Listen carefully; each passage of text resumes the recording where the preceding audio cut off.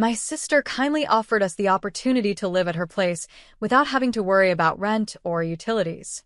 "We're counting on you, Jessica, to handle this," she said. "I'm employed in the finance sector and my husband, let's call him Michael, repairs cars. We currently reside in the house where I was raised, which is no longer occupied by my parents, but instead functions as a family-run business, previously managed by my father." My sister, who was groomed to succeed my dad, pursued economics in college. She further honed her skills by studying business management at Oxford University abroad. After returning to the USA, she collaborated with our father for some time.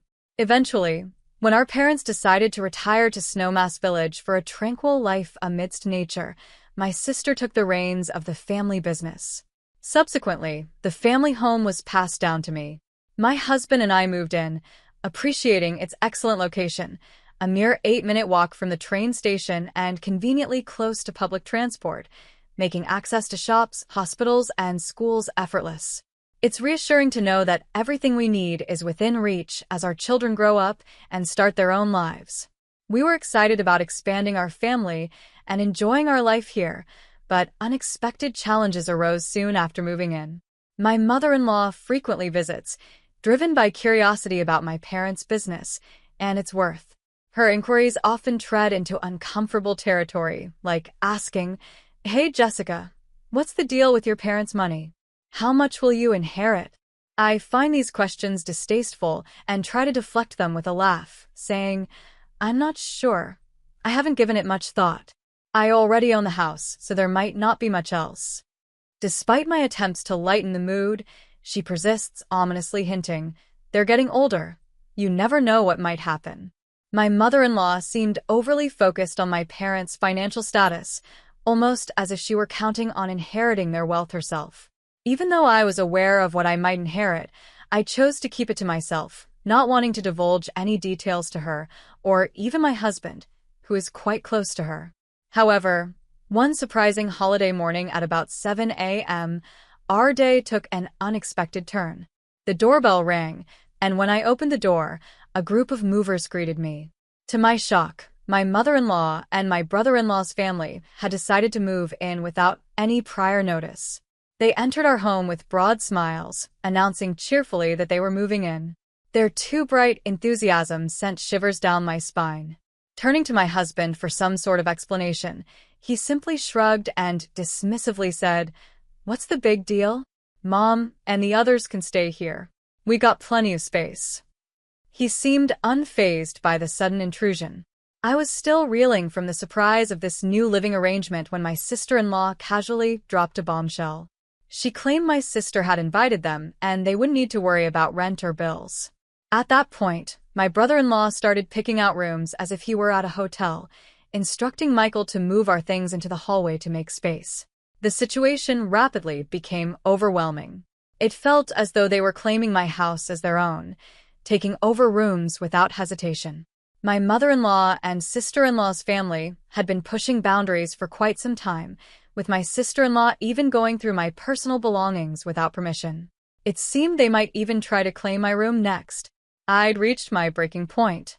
This is my home, and their behavior is as if they have ownership over it.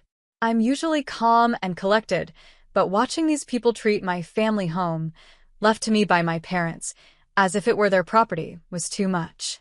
That's why I finally raised my voice, firmly telling them it was time for everyone to leave. The invasion of my personal space and the blatant disrespect for my sanctuary pushed me to act out of character and demand they respect my home. But then something totally unexpected happened. "How dare you speak to us like that? You're the one who needs to leave." With those words still hanging in the air, I felt a sharp sting on my cheek. Had I really just been slapped? It took a moment for the reality to sink in, and I stood there, stunned, feeling the throbbing pain. At that moment, something inside me snapped. I couldn't tolerate living with people who showed such blatant disrespect. This house was mine, and I wouldn't let anyone treat it like it was their personal playground. I quickly decided to leave, packing my things and preparing to inform my family about what had transpired. Needing some space and a fresh start, I rented an apartment farther from work, even though it meant a longer commute. When I called my parents to explain the situation, I could hear the anger in their voices, especially my dad's. He had always been a pillar of support, both as a CEO and as a father. Although I didn't want to involve my soon-to-retire parents in this turmoil, I felt I had no other choice.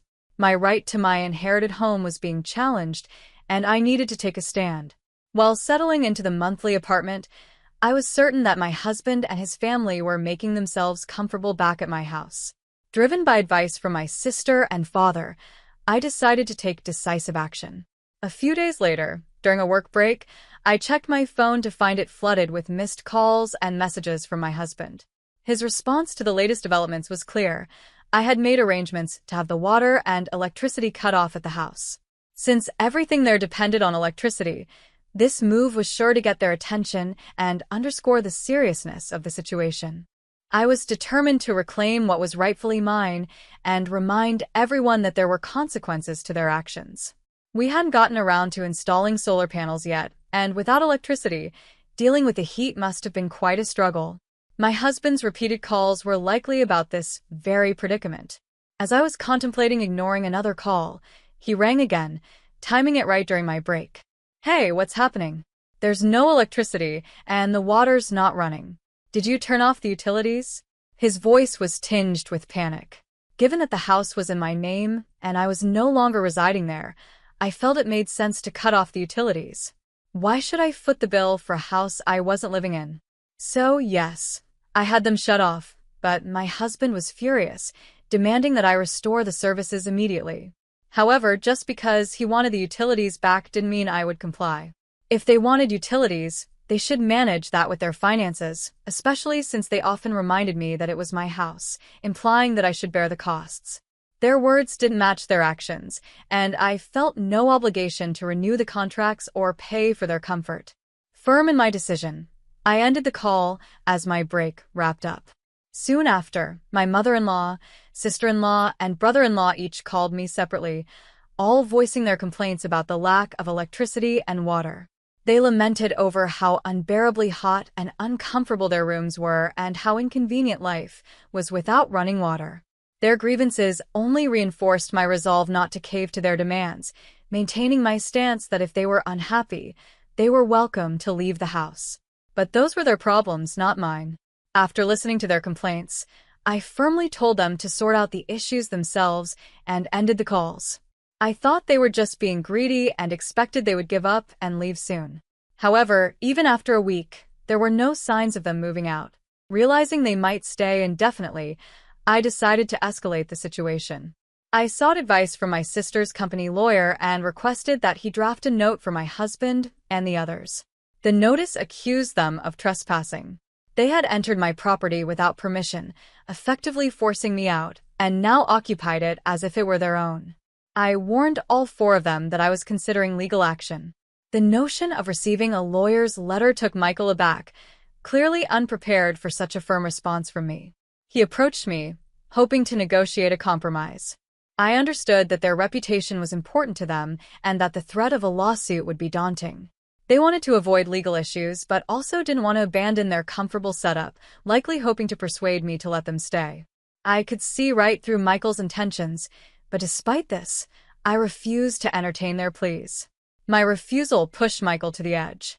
In the heat of a workday, he lost his temper and shouted at me over the phone, demanding that I retract the lawyer's notice and back down. His outburst, however, did not sway me. In fact, it only served to irritate me further. I thought to myself, who do you think you are, taking over someone else's house? No matter how loudly he protested, my mind was made up. If they insisted on squatting there, I was ready to take legal action.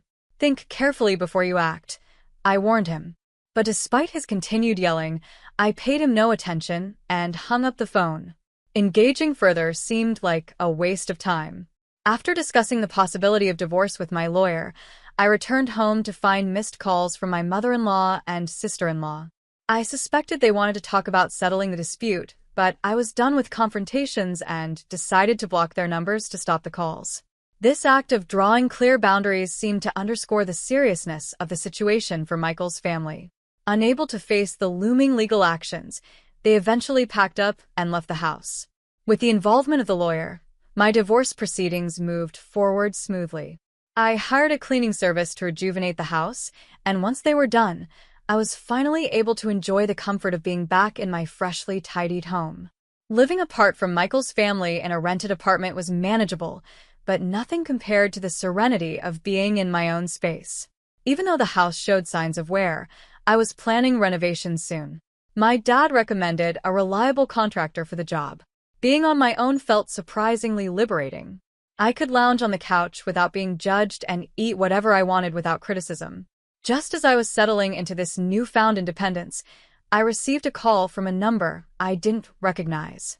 At first, I ignored it, thinking it might be the contractor, but the persistent ringing eventually compelled me to answer.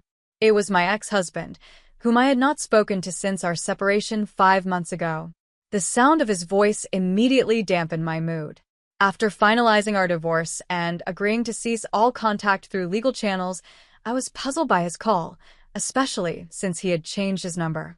Before I could end the call, he interjected with a plea. "Please just listen for a moment. I'm desperate." Reluctantly, I stayed on the line. He then shared that his company was undergoing financial difficulties, resulting in a potential pay cut. Moreover, his mother's health was declining, rendering her unable to work. To compound the situation, my sister-in-law and her husband were struggling financially, with him being unemployed. My sister-in-law was juggling multiple part-time jobs just to make ends meet, with most of her income going toward paying off her husband's debts. Meanwhile, Michael explained that he was facing a pay cut, making their financial situation even more dire. As they shared their difficulties, all I could respond with was a detached, "Okay, I see."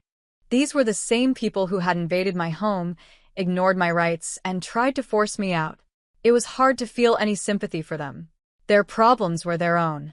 Michael's desperation grew as he pleaded, "Please don't turn your back on us.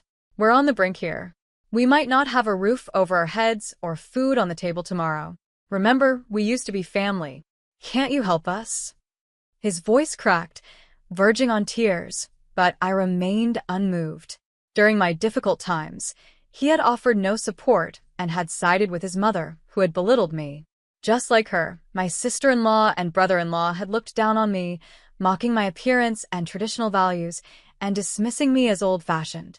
Their insults had cut deep, and they showed no remorse. Furthermore, my mother-in-law had worsened matters by pressuring me to conceive, subjecting me to strange remedies, scheduling unnecessary doctor's visits, and spreading rumors about my supposed infertility. Reflecting on my marriage, I saw no redeeming qualities. Michael, once caring, had become a puppet under his mother's control after we married. There was an incident where my mother-in-law barged into our home while I was out for an appointment. She expressed disappointment to Michael, saying, "I wanted to see Jessica, but she wasn't here. I want us to be friends, but I'm saddened." Upon hearing his mother's distress, Michael lashed out at me without considering my side of the story, influenced by her claims of wanting to get along. This history made it clear that engaging further would only draw me back into their chaos, something I had worked hard to escape. My mother-in-law's criticism was relentless. "Has my son lost weight because your cooking is so terrible?" she would say loudly enough for anyone nearby to hear, whether we were at home or out in public. Together with my sister-in-law and brother-in-law, they formed a united front against me, eliminating any chance for a peaceful relationship. I realized I could no longer tolerate their behavior. "No matter what you say, my decision is final. I can't help you," I declared firmly during the call. "I'm ending this call now, and I don't want to hear from you again." With that, I hung up and immediately blocked the new number. Knowing Michael, he might try to change his number to contact me again, so I made plans to change my own number over the weekend. However, before I could make the change, they blatantly violated the lawyer's agreement. At 10 p.m., they showed up at my door, demanding entry and assistance. "Open the door. We're family. You should take care of us," they shouted, banging loudly and causing a disturbance late at night. "What's going on at this hour? Please go home. You're disturbing the neighbors," I pleaded through the intercom, but they ignored it, continuing to create a ruckus. Feeling overwhelmed by their unruly behavior, I was contemplating calling the police when suddenly, sirens blared from outside. It appeared a neighbor had already alerted the authorities. Startled by the approaching police, Michael's family assumed I had made the call and tried to flee, but they were quickly encircled by onlookers, leaving them with no escape route. Soon, the officers arrived and escorted them to the police station. I provided a detailed account of the incident when questioned by the police.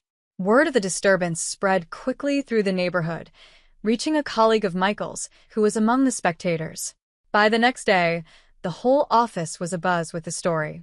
Already dealing with the repercussions of a pay cut, Michael's troubles multiplied when his company learned of his involvement in the police incident. He lost his job and couldn't afford his rent, leading to strained relations with his sister's family and the collapse of their shared living arrangement.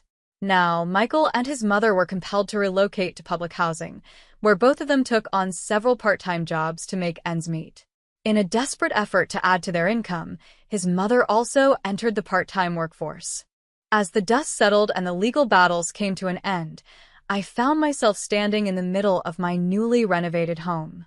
The house, once a battleground of tension and invasion, now felt like a sanctuary. The walls were freshly painted, the floors polished, and every room carried a new sense of calm. But beyond the physical changes, there was something deeper, an emotional transformation. I had taken control not just of my home, but of my life.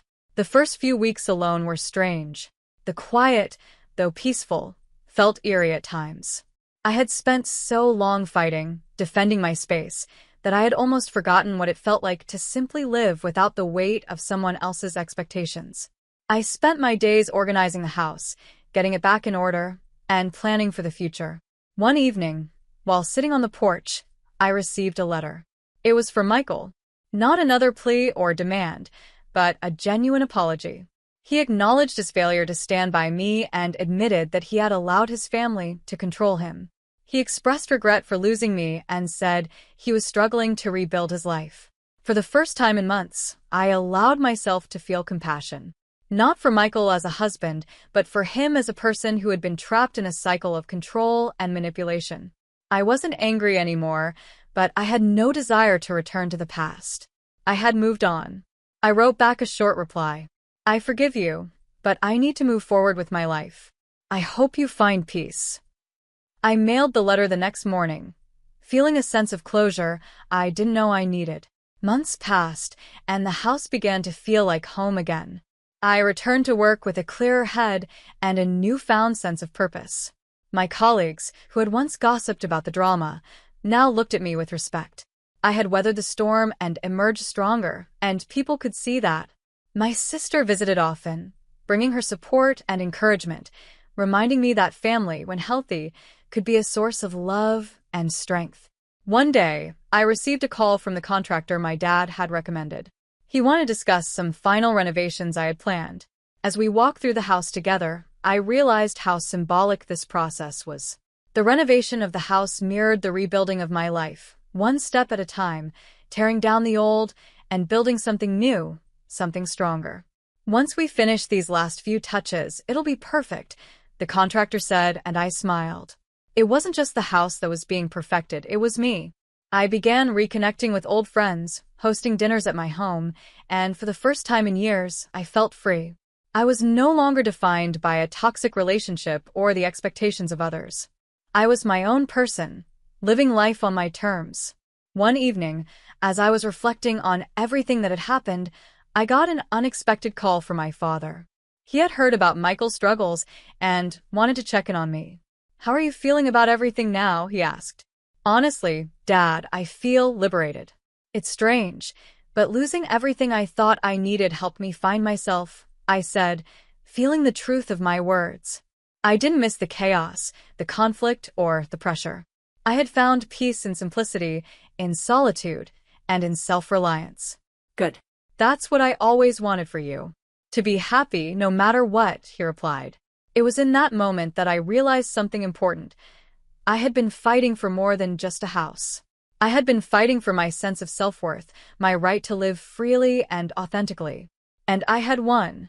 A year later, the renovations were complete, and I had settled into my new life. I had taken up hobbies I had long forgotten, painting, gardening, even learning to cook new dishes without fear of judgment. My friends joked that I had reinvented myself, and in many ways I had. Michael's family had faded into the background. They had relocated, and though I occasionally heard whispers about their struggles, I no longer felt tied to their drama. My life had moved in a different direction, one that was filled with calm, joy, and, most importantly, independence. As I sat in my garden one evening, watching the sun set over the horizon, I thought about the journey I had been on. What had started as a battle for control of my home had evolved into something much bigger, a fight for my identity, my future, and my happiness. And for the first time in a long time, I felt like I was exactly where I was meant to be. The house, now complete, stood as a testament to my strength. It wasn't just a house, it was my home, my sanctuary, my fresh start. And as I looked out at the world beyond, I knew that whatever came next, I was ready.